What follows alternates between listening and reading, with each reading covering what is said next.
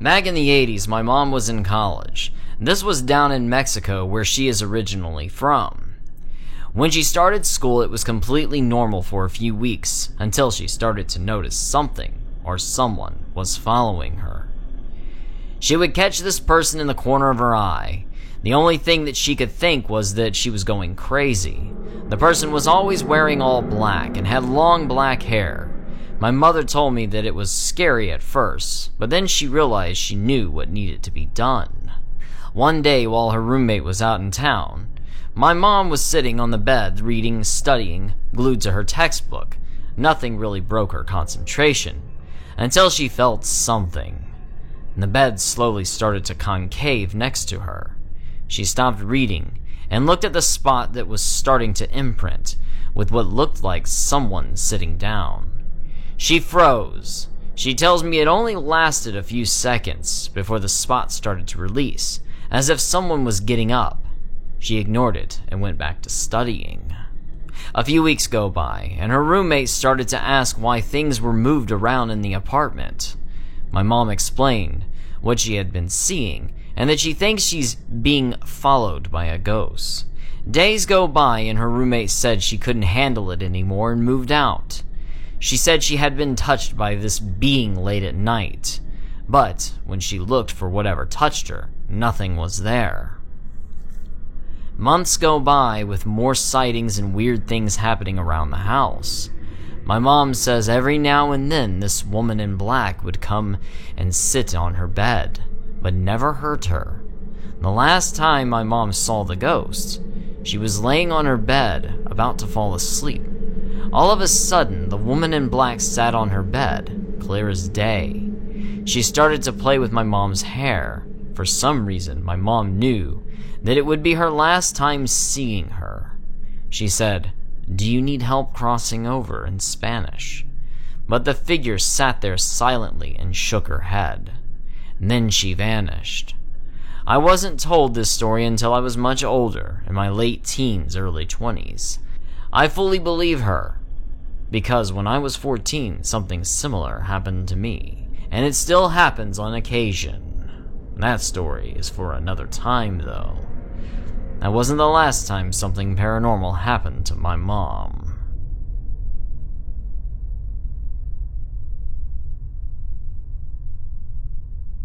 In 1998, my whole family joined karate.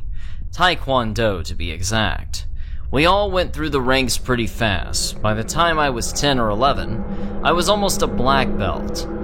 I would have made it, but unfortunately we had to move away from our city. Anyway, we had just got back from Ireland on a karate tournament trip. It was our first day back in Arizona, and we were exhausted. My aunt, who flew up from Mexico, had accompanied us on our journey to Ireland, and stayed a few extra days after. I didn't know this story until years after it happened. My mom said she didn't want to scare me. A little backstory on how my house was set up. From my mom's room, you can see out into the kitchen if you were to sit on the bed. In the small hallway from the bedroom to the kitchen, there was a giant 3.5-foot crucifix with a rosary on it that hung outside the door of the room. If you took a left out of the hallway, there was the front door, and if you took a right, there was the living room. Straight forward was the kitchen and another hallway that followed the back side of the kitchen. And that hallway was my brother and I's room. According to how my mom tells the story, this is how it went. My mom and aunt were laying in her bed looking at the photos of the trip. They were talking and remembering the good times in Ireland we just had. All of a sudden, out of the corner of her eye, she sees it. A child with big blue eyes, dark hair, and wearing overalls. He moved from right to left and stared right at the ladies on the bed. My mom asked my aunt, "Did you see that?" And she replied with, "Yes. One of the boys is out of bed." My mom yells out and says, "I told you to go to bed." At this point, my mom gets up, and my aunt comes to check on me. I'm dead asleep, not even wearing the same kind of clothes. They shake it off and go to my brother's room. Dead asleep. At this point, my mom starts to wonder what she saw. She asks my aunt what she has seen. a boy with overalls, blue eyes, and dark hair. That's when they both realized neither of us have blue eyes or even overalls in our wardrobe. Both being religious, they went to the crucifix on the wall and started praying, asking if the child needs help crossing over, if he needs to find the light, etc., etc. At one point, my aunt touches my mom and says, "I can't feel my legs." She is stuck to the floor and begging to be let go. The rosary on the crucifix starts to swing back and forth. They are both freaking out, and then for no reason, everything stops. My aunt is unstuck and the rosary stops swinging. They went back into the room and started praying even harder. Apparently, a few days later, my mom went to the neighbors and asked if anything has appeared in their houses, and the neighbor to the left of us said she hears children playing outside past midnight, but when she looks, there's no one there. The neighbor across the street said she hears them in her backyard, and when she looks, there's also no one there. And this is how my mom described it to me years later, so I'm not sure of the accuracy of the story. But I wouldn't doubt this is how it happened, considering the story she told me in my last post was almost the same as my situation I have going on now.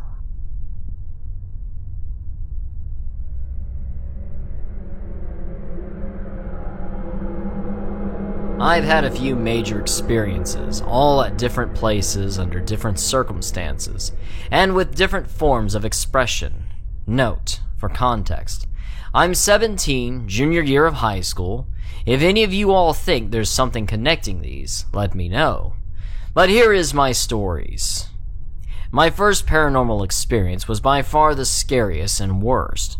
Basically, my grandmother used to live in this house in a fairly large city. It was a rather nice house, good neighborhood, several times over the course of several years. When I was between about 5 and 10, I had the exact same reoccurring nightmare there. I wake up in a sweat. The location I wake up in is always the same as where I fell asleep. I can always tell I'm being watched. No clue by what, but I can feel a very evil presence. It's usually either in the closet or outside the window. I never see it. Eventually, I work up the courage to run to the master bedroom, hoping to find safety. Nobody is there. I'm caught, and the dream ends. It always happened at least once a year. This is the one I'm most curious about. The second was a one-off thing, but the only one in which a physical object was affected. I do drama, and in my 8th grade year, 3 friends and me were waiting for practice to start. We get the bright idea to head up to the stage, lights off because we didn't know how to turn them on, and the curtain closed, and explore. Once we're on the stage, I immediately get a really, really bad feeling from the stage, right? I still do, but it's never been that strong again. I nope out and wait for them in the audience. They eventually come back and make fun of me for leaving. One of them mocks the ghosts of the theater and asks for a sign. Well, suddenly, the stage right exit door slams shut. Note, nobody had used that door. Nobody else was in the auditorium, and it was not a light door. I'm 6'0", 250, and I still have to push a decent bit to open it. I'm assuming this was just a poltergeist, but I don't know enough about spirits to say. Finally, my latest major one happened just last week. It's definitely the least of these 3, but I still feel it's worth sharing for the content of it. So I'm lying in bed around midnight because I can't sleep. Plain as day, I hear a female voice I've never heard whisper in my ear. "Hi there." I, of course, panic and turn on the lights. Seeing nothing, I calm down, drink some water, and go back to trying to sleep. Well, I start hearing this chanting in my head. The words of the chant were something about finding him and chasing him. I would have simply chalked this up to a fear-addled brain being stupid. But then one of our dogs started barking, inside, which she never does unless a stranger is in the house, and at night, something we've trained her not to do.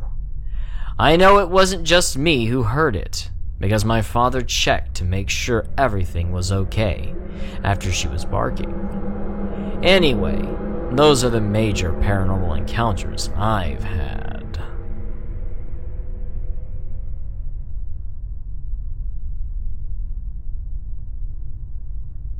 When I was 16, my family moved into a new house, and it was the first time all of us kids would get our own rooms. My parents said I could pick my room first because I'm the oldest, but I decided to just take whatever room was left. I wasn't home except to sleep between work, school, and football, so I didn't care how big my room was or anything. The day we moved in, I kind of just set my stuff in a corner of the living room while everybody else chose their rooms, and helped my parents unload all of our stuff. You can probably imagine my surprise when I found out the only room that hadn't been picked was the biggest beside the master bedroom. To be honest, I didn't know what to do with all the space. We just came from a house where there was barely enough room to walk because all of my siblings' beds were crammed next to mine, and now I had a room all to myself that was even bigger than the one I had to share. Once I had all my stuff set up and organized, I went to find my dog so we could watch a movie in my room. We had been watching movies together ever since I got her 6 years before, so this was a pretty regular occurrence. I found her in the living room after a day of running around in the backyard and called her to follow me after picking a movie out of our collection. She had never been able to run off a leash because we lived in a townhouse before without a backyard, so she was having a blast. She followed me until we hit my brother's room and wouldn't come any further. My room was at the end of the hallway and was part of the original house. Everything except my room was in the dining room. This was an add-on.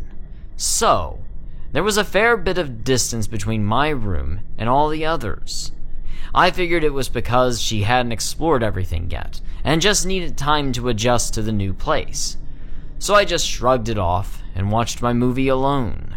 Late that night, I was in the dead of sleep when I randomly woke up and found myself staring into the darkness and wondering what had awoken me. I hit the bottom of my alarm clock, and once my eyes adjusted to its blinding blue glow, I saw that it was a little after 1:30 a.m. When my arm left the comfort of my blanket to activate the light on my clock so I could read the time, I became immediately aware of how cold it was in the room. October in Arizona is nothing like anywhere else in the US. You can still comfortably wander around outside in a tank top and shorts if you want, because it's normally only about 80 degrees at night. But it had to have been in the high 50s or low 60s in there. Over the next couple of weeks, this continued to happen despite the fact that the thermostat was set to 75 degrees. Every night, and other things started happening as well. I was always uneasy being in that room alone, so I eventually convinced my dog to sleep at the foot of my bed one night to make me feel a bit better. She stayed in there the whole night, but she seemed pretty stressed, and when I got up to let her outside in the morning, she just refused to go to that side of the house at all. At this point, I was starting to have stuff go missing, like homework assignments and pencils that would show up where I left them a couple of days later, and it felt like when someone is looking over your shoulder and you can just feel their gaze. It even got to the point where I couldn't have the closet door slid open because it just made the whole room feel off when it was open. After about a month of this, I just started crashing on the couch in the living room and avoiding going in my room unless I absolutely needed to. After I'd been sleeping on the couch for about a week, my brother decided he wanted to switch rooms since I wasn't really using it anyway, and he had a lot more stuff than me, and even though I tried to tell him it was a bad idea, he switched rooms anyway. I didn't have anything weird happen in my new room, and he hadn't said he noticed anything, so I figured that I'd been on edge for nothing until a couple of days later. One night, I heard banging around coming from my old room, and I figured my brother was just moving things around. He was a night owl, so this wasn't altogether an uncommon thing for him to do. The next morning, he looked absolutely drained, and I asked what he expected if he was going to be up all night banging around. He kind of gave me a sideways glance and asked me what I was talking about. When I said that I could hear him moving stuff around all night, the color drained from his face a little bit. I asked him what was up, but he denied anything was, and we just went on with our day. I started noticing that he was more moody than usual, and seemed to be sleeping a lot more during the day. My mom started picking up on it as well, and we kept on asking him what was up until he finally told us one day. He was having the same experience as I had been having when he moved in my old room. But he didn't care because it interested him.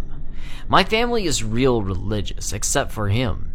He decided he didn't want anything to do with religion at a pretty young age, and we all just let him do his thing because we didn't want that to come between us. He told us that he had been looking into black magic and stuff like that.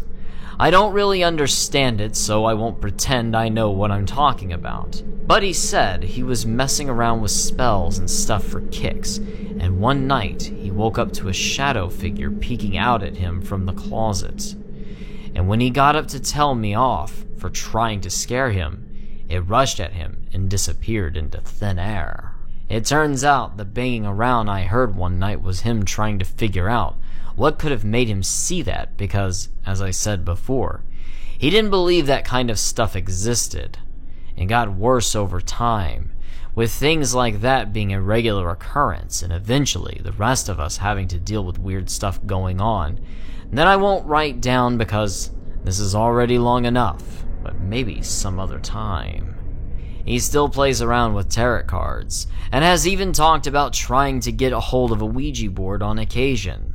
So I'm not exactly sure what to do about it. But he will be off to university soon enough. And I'm going off to the army this summer to pay for the schooling I've been doing, so I guess he will have to try and figure things out for himself. My parents were nice enough to let me stay at home while I'm going to university, but it's still really expensive, even with my full-time job. If anyone has suggestions on how I can help him out, I'd be happy to hear them. I mean, he is my brother, so I don't want him to mess with stuff neither of us understands and get into some trouble I can't get him out of. Thank you for watching, and if you enjoyed this video, please give a like, leave a comment, and subscribe. Perhaps click the bell for notifications, and remember, hell is empty, and the devils are here.